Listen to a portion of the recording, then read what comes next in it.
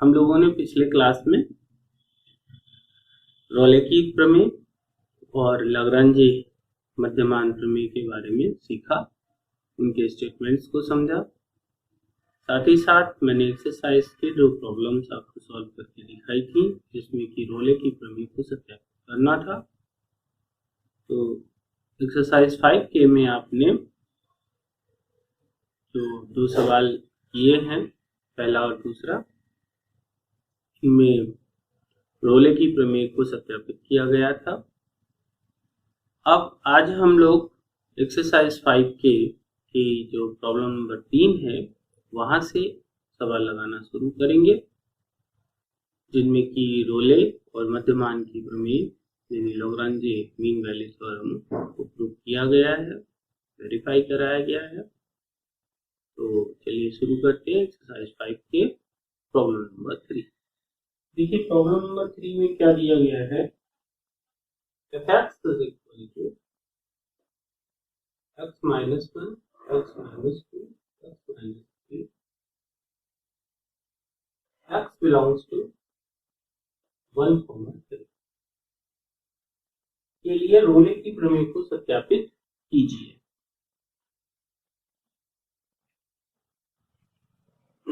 अब यहाँ पर जो फंक्शन हमें दिया गया है, ये फैक्टराइज फॉर्म में है, गुणनखंड के रूप में दिया गया है।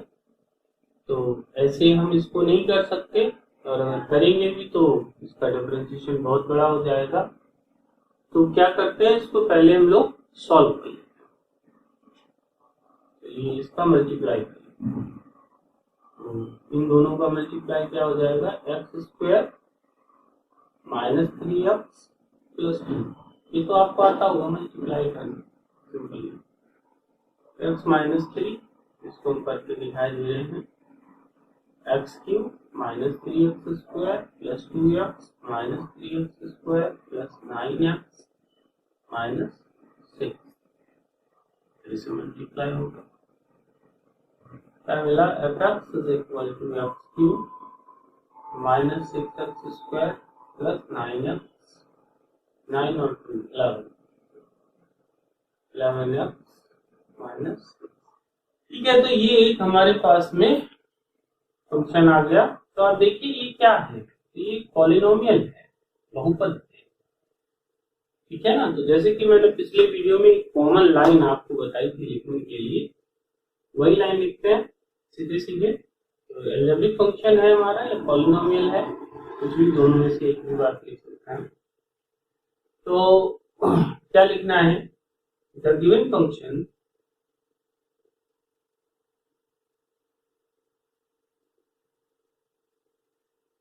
is an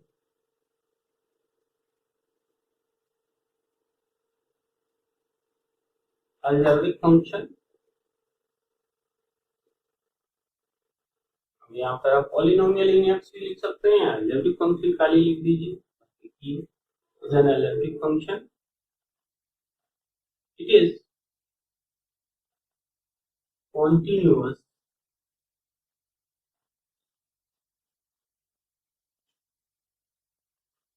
and differentiable in the given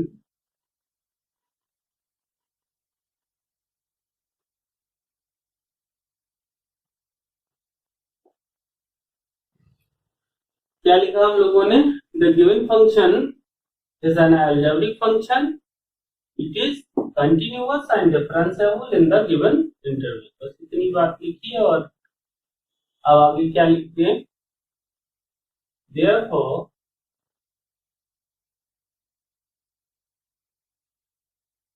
first two condition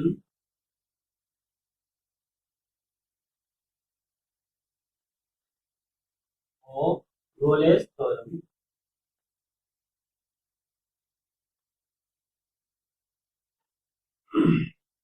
are satisfied। ठीक है, तो फिर से देख लेते हैं क्या लिखा। The given function is an algebraic function, ये अलजेब्रिक फंक्शन हो गया हमारा, या आप यहाँ पे चाहे तो पॉलिनोमियल भी लिख सकते हैं। Is an algebraic function, it is continuous and differentiable in the given interval, क्योंकि अलजेब्रिक फंक्शन हमारे जितने भी होते हैं वो सारे कंटिन्यूअस एंड डिफरेंशिएबल होते हैं। Therefore, first two condition of the Rolle's theorem are satisfied. एक कॉमन लाइन है, सब में लिखना है। यहाँ पे टेंजेंट आपका ट्रिग्नोमेट्रिकल फंक्शन आ जाए तो ट्रिग्नोमेट्रिकल फंक्शन, लॉगरिथमिक आ जाए तो लॉगरिथमिक फंक्शन, ये मैं पीछे बता दूं। अब क्या करेंगे, तो अब रोले की प्रमेय यहाँ से हमें लिखना है।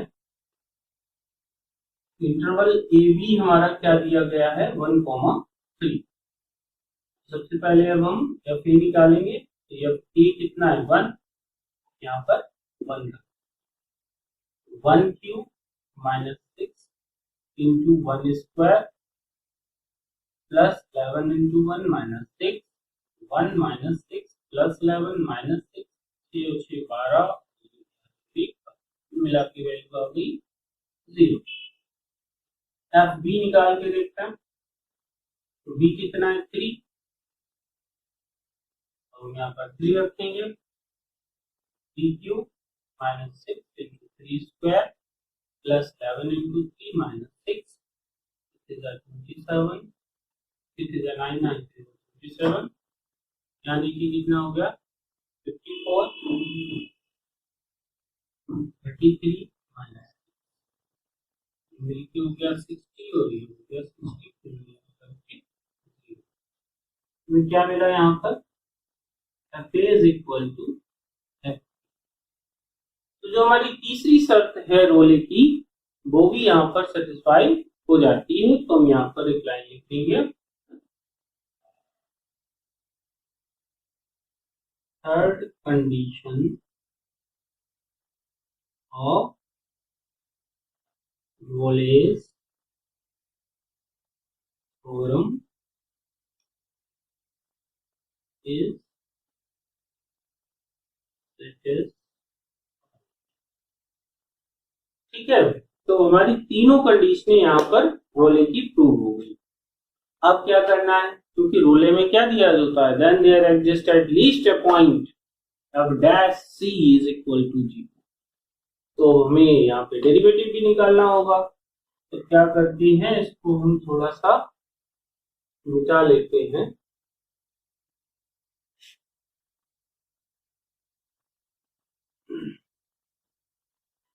क्या लिखना है, पहले हम इस फंक्शन को यहाँ पर नोट कर लें, x is equal to x cube minus 6x square plus 7x minus,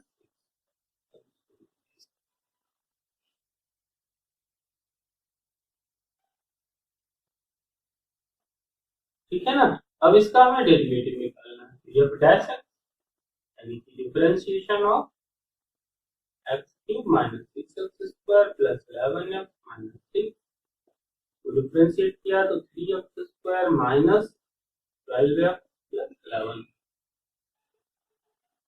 अब क्या दे रहा है, हमें सी पॉइंट निकालना है, तो एट सी यानी x की जगह पर सी रख दिया, तो 3c square minus 12c plus 11। ठीक है, अब क्या करना है, यहाँ लिखेंगे f dash c is equal to 0, therefore 3c square minus 12c plus 11 is equal to 0।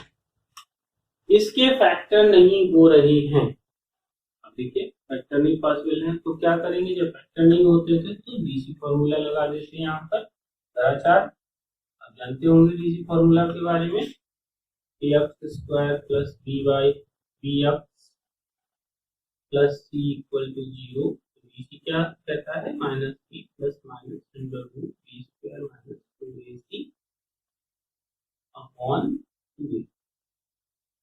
इस फॉर्मूले का यूज हम लोग यहाँ क्या आएगा, c is equal to minus B यानी minus minus plus 12 plus minus under root B square यानी 144 minus 4a3 c upon 2a। c is equal to plus 12 plus minus, यहाँ प्लस ना लिखते, अंडर रूट 144 माइनस ये कितना हो गया 132 upon 6 c is equal to 12 plus minus under root अंदर कितना बचेगा 12 अपॉन 6 सॉल्व कर लें। यहाँ पर हम सॉल्व करते हैं 12 प्लस माइनस 4 3 यानी 2 रूट 3 अपॉन 6 कॉमन लेके कैंसिल कर दें या फिर हम इसको ऐसे लिखते हैं c is equal to 12 upon 6 plus minus 2 root 3 upon 6 इसे सॉल्व करें तो 6 2 जा 2 3 जा और 3 से रूट कैंसिल हो जाएगा तो c is equal to 2 plus minus 1 by root. अब आप जरा इस वैल्यू को देखिए और अपने इंटरवल पे चलते हैं। इसको जरा हम यहाँ पर करके दिखाते हैं आपको। तो इंटरवल हमारा था 1,3 ठीक है ना। वैल्यू हमें मिली 2 प्लस 1 अपॉन रूट 3 या 2 माइनस 1 अपॉन रूट 3। इसे जरा नंबर लाइन पर रख करके चेक करके देखते हैं। तो ये 0 हो गया, इसको हम थोड़ा और इधर से बनाते हैं। ये 0 हो गया, ये 1 हो गया, ये 2 हो गया और ये 3 हो गया। अब आप एक चीज सोचिए 1 बाय रूट 3 की वैल्यू 1 से ज्यादा तो नहीं होनी है ठीक है ना।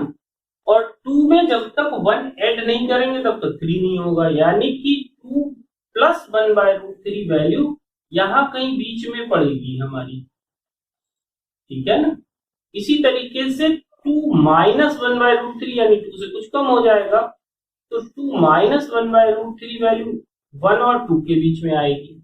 इसका मतलब ये हुआ कि ये दोनों ही मान जो हैं वो इस इंटरवल में बिलोंग करते हैं। तो हम यहाँ पर बस क्या लिख देंगे इट बिलोंग्स टू 1,3। तो ये बिलोंग कर गया, यानी कि पूरी हमारी रोले थ्योरम जो है वो सेटिस्फाई होती है। अब हमें बस एक लास्ट लाइन लिखने को रहेगी यहाँ पर, लिखेंगे hence the Rolle's theorem verified. ये आपका solution.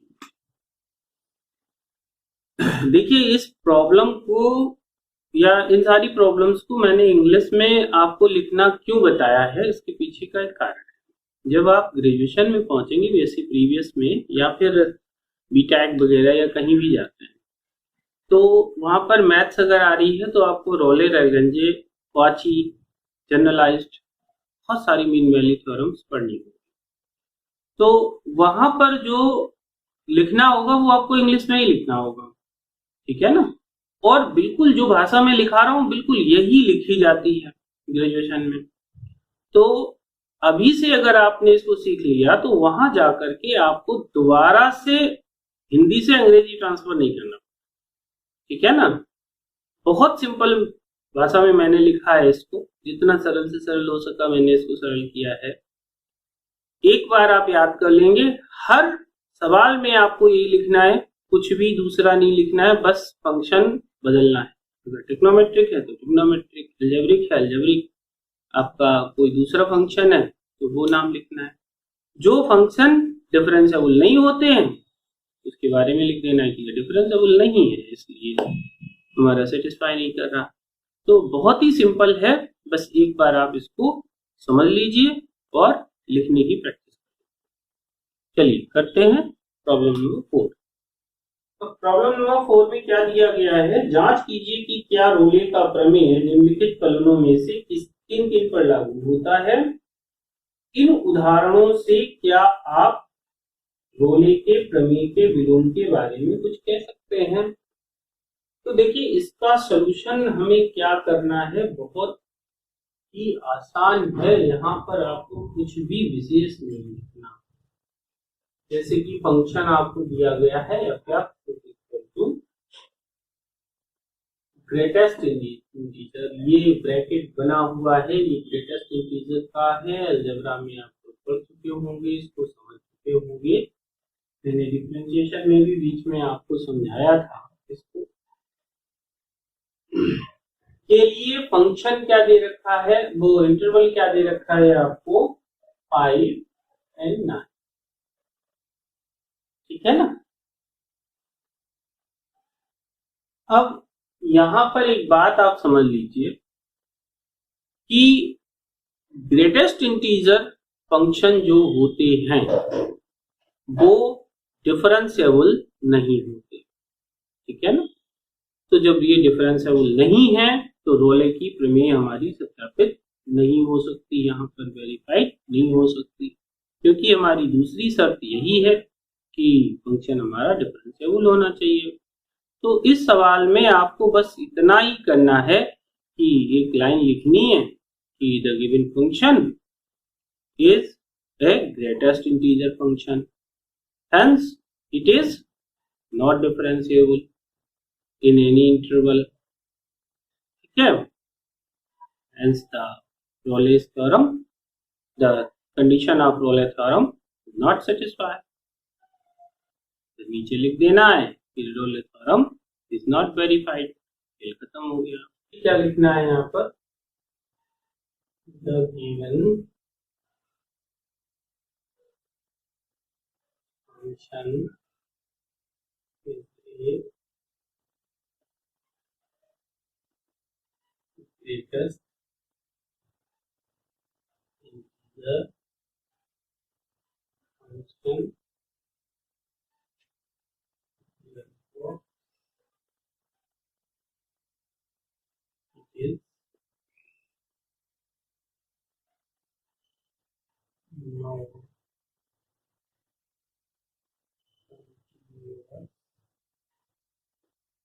in any integer interval।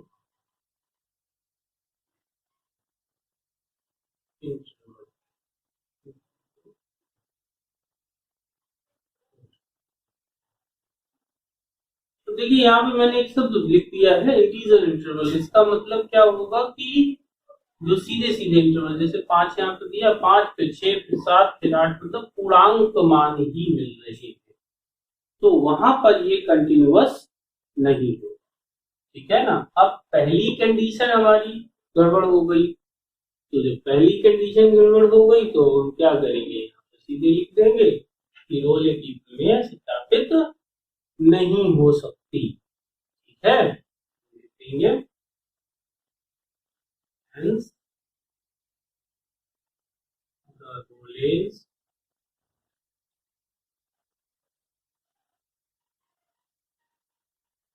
theorem will not be verified। ठीक है ना। तो बस इतना ही आपको इसमें लिखना है। इसका जो दूसरा पार्ट है, सेकेंड पार्ट, ठीक है, सेकेंड पार्ट में भी जो फंक्शन दिया गया है वो आपको ग्रेटेस्ट इंटीजर फंक्शन दे रखा है, x belongs to -2, ठीक है ना। अब ये भी ग्रेटेस्ट इंटीजर फंक्शन है, तो यही लाइन आपको डिटो उठानी है और यहाँ पर लिख देनी है। तो अब आप खुद ही लिख लेंगे इसको यहाँ पर। ठीक है ना। यहाँ से तो ये आपको लिखना।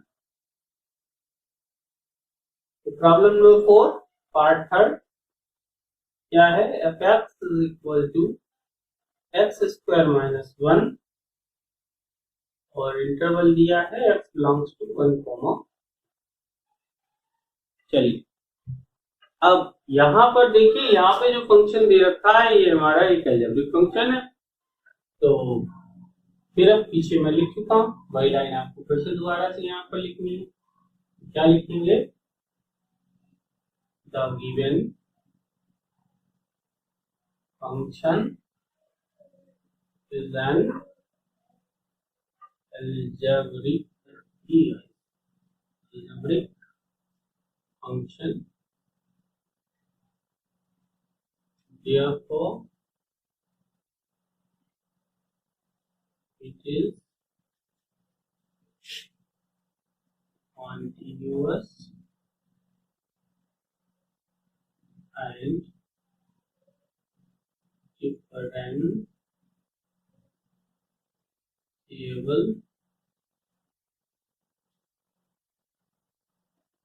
in the given interval, ठीक है। Therefore, first condition of Wallace problem are satisfied, ठीक है ना। तो पहली दोनों कंडीशन हमारी सेटिस्फाई, ठीक। अब क्या करना है, अब हमें तीसरी कंडीशन पे जाना है। Now A B is equal to 1 compare करा लेंगे। एफ ए कितना हो गया, F1 रख दे, 1 स्क्वायर माइनस 1 यानी एफ बी कितना हो गया, बी हो गया 2 में रख दे, 2 स्क्वायर माइनस 1, 4 माइनस 1 देख रहे हैं आप यहाँ पर एफ ए और एफ बी आपस में बराबर नहीं आए, तो यहाँ लिख देंगे F A is not equal to F B. तो तीसरी शर्त जो थी रोले की वो सेटिस्फाई नहीं हुई, तो भी हम यहाँ पे लिख देंगे द थर्ड कंडीशन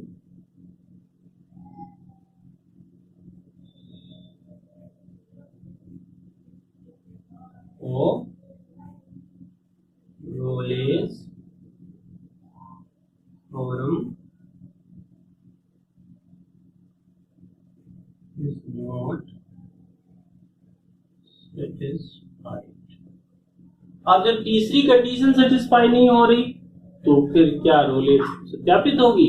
अभी ये नीचे की रोले की कंडीशन को सत्यापित नहीं किया जा सकता, तो क्या लिखना है हमें, hence the Rolle's theorem will not be verified। ये हो गया आपका। तो देखिए प्रॉब्लम नंबर 5 जो आपको दी रखी हुई है, F X is equal to 10x और इंटरवल हमारा है 0 to 5। तो थोड़ा समय बचाने के लिए मैंने इसको लिख लिया है पहले से ही, इसको मैं समझा दे रहा हूँ आपको क्या करना है। F X is equal to 10x और 0 to 5 के बीच में हमें चेक करना है। तो हम यहाँ पर देखते हैं कि अगर 0 हमने रखा फंक्शन में 10x में, तो tan 0 पर मान 0 होता है और इसी तरीके से पाई पर भी मान 0 होता है। तो यहाँ पर हमारी जो तीसरी कंडीशन है वो तो सेटिस्फाई होती है, अब देख रहे हैं एफ ए बराबर एफ बी, तीसरी सेटिस्फाई होती है और ये ट्रिग्नोमेट्रिकल फंक्शन भी है तो इसे डिफरेंशिएबल भी होना चाहिए। और लेकिन यहाँ पर एक गड़बड़ ये हो गई है कि हमारा जो इंटरवल दिया गया है, तो देखते हैं इस इंटरवल को, ये 0 है और ये पाई है। अब इसमें हमारा बीच में π/2 टर्म भी आएगा, बिलोंग करेगा। जब x जो है x शून्य से लेकर के पाई तक गया है तो बीच में π/2 भी आएगा। अब π/2 पर क्या होगा, जब हम tan π/2 की वैल्यू निकालेंगे तो ये आ जाएगी इंफिनिट, ठीक है ना। अब जब ये इंफिनिट आ जाएगा तो फिर अब ये डिफरेंशिएबल इस पॉइंट पर नहीं रह जाएगा, ठीक है ना।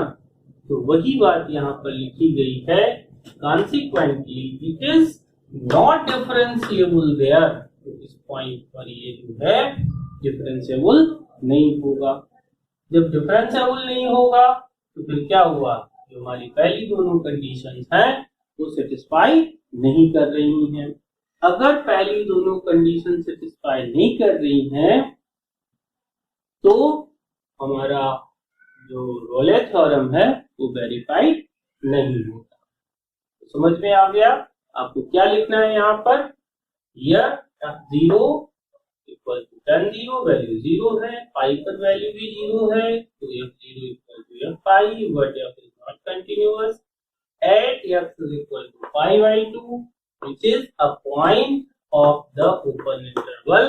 अब अगर कंटिन्यूअस नहीं है तो ये डिफरेंशिएबल भी नहीं हो सकता, consequently it is not differentiable there, thus the first condition of the Rolle's theorem is not applicable for this function।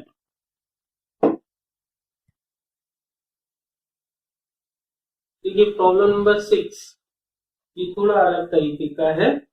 क्या दिया गया है कि कोई फंक्शन है f such that इंटरवल है हमारा -5 to 5 और ये रियल नंबर का सेट है हमारा, एक सतत फलन है और क्या दे रहा है, यदि f डैश x किसी बिंदु पर शून्य नहीं होता तो सिद्ध कीजिए कि f function of -5 is not equal to function of 5। अब देखिए इस प्रॉब्लम को हम लोग कैसे सॉल्व करेंगे देखते हैं। तो हम मान लेते हैं कि अगर फंक्शन ऑफ -5 पर वैल्यू बराबर है, हम ये बात सपोज करके चलते हैं कि function of -5 equal to function of 5 होना चाहिए। अगर ऐसा है तो क्या होगा कि कम से कम एक बिंदु हमारा ऐसा होगा जो कि f डैश c को 0 कर रहा होगा, ठीक है ना? Therefore at least point c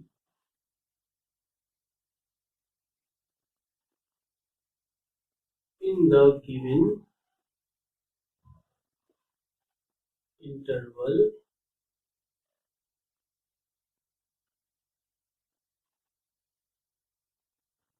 where f dash c is equal to,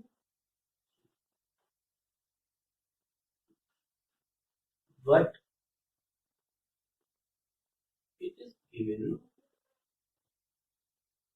f dash c is not equal to 0 for all x belongs to c belongs to -5 to 5। अब इस interval में कोई भी ऐसा पॉइंट नहीं है जिस पर कि f डैश c जो है वो हमारा 0 हो जाए, ठीक है ना? तो जब ऐसा नहीं है तो फिर हम यहाँ पर सीधे सीधे ये बात लिख सकते हैं, therefore फंक्शन ऑफ -5 जो है वो कभी भी फंक्शन ऑफ 5 के बराबर नहीं हो सकता। तो ये हो गया। देखते हैं प्रॉब्लम नंबर 7। सातवां सवाल जो है आपका, मध्यमान प्रमेय सत्यापित कीजिए। अंतराल AB में क्या दे रखा है, f(x) is equal to 3x² - 2 और जो a की वैल्यू है वो 2 है और b की वैल्यू 3, यानी कि जो इंटरवल हमारा हुआ x बिलोंग्स टू 2, 3, ठीक है ना? तो मध्यमान प्रमेय, जब मध्यमान प्रमेय लिख करके आए तो हमें लॉग्रांज प्रूफ करनी होती है। पहले हम ये चेक करेंगे दोनों में से कौन सी आ रही है मध्यमान, चूंकि दोनों ही होती हैं। तो पहले हम इसको कैसे करेंगे, तो गिवन फंक्शन हमारा कैसा है, अलजेब्रिक है, तो वही पुरानी लाइन आपको लिखनी है। The given function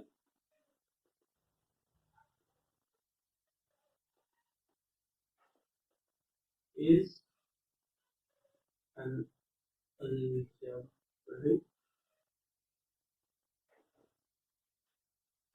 function, therefore it is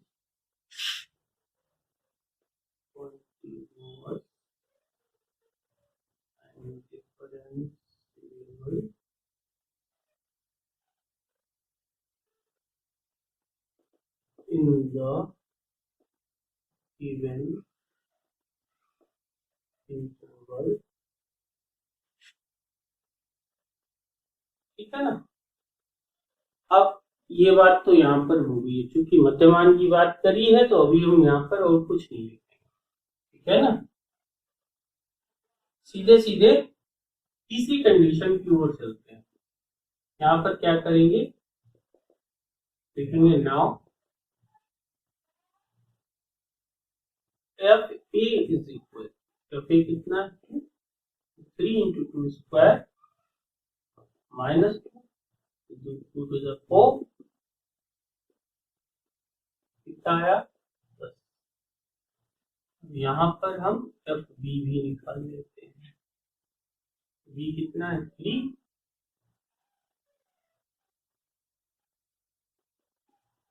27, ये कितना है 20। तो आप एक चीज देख रहे हैं, एफ ए और एफ बी आपस में बराबर नहीं, तो आप यहाँ पर लिख दीजिए F A is not equal to F B, यानी कि रोल एप्लीकेबल नहीं है, ठीक है ना। तो कौन सी एप्लीकेबल हो गई, लाग्रांजी, ठीक है ना। तो यहाँ पर हम क्या लिख देंगे,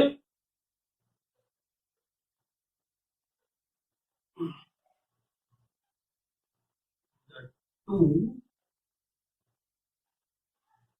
कंडीशन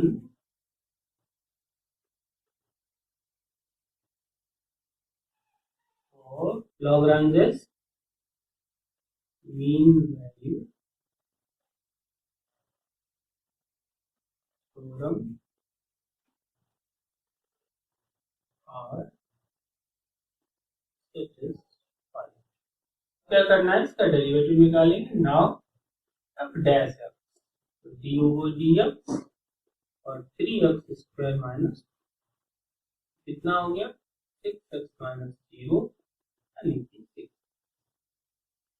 अब होता क्या है लाग्रांजे में, F dash C is equal to F V minus F A upon B minus, ठीक है। यहाँ से सी की वैल्यू निकलेगी, तो डैश सी वही डैश एक्स बराबर हमारा 6x है, तो सी यानी कि 6c equal to F B की वैल्यू हमारी ये रखी 25 और एफ ए की वैल्यू ये है 10, बी माइनस है बी कितना है 3 और ये कितना 2, तो 6c इज इक्वल टू कितना मिला 15/1, ठीक है ना। c इज इक्वल टू हो गया 15/6, 3 cos 15 5/, ठीक है। देखते हैं इधर तरफ, तो हमें क्या मिला c इज इक्वल टू 5/2, 5/2 को हम क्या लिख सकते हैं 2 मिक्स 1/2, तो देख रहे हैं यानी कि 2.5 कहाँ पड़ेगा, इस इंटरवल के बीच में पड़ जाएगा।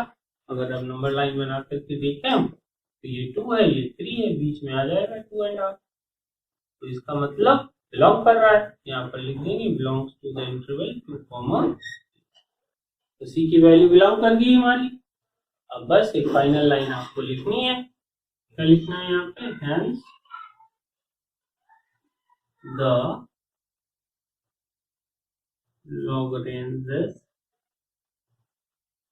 Mean value theorem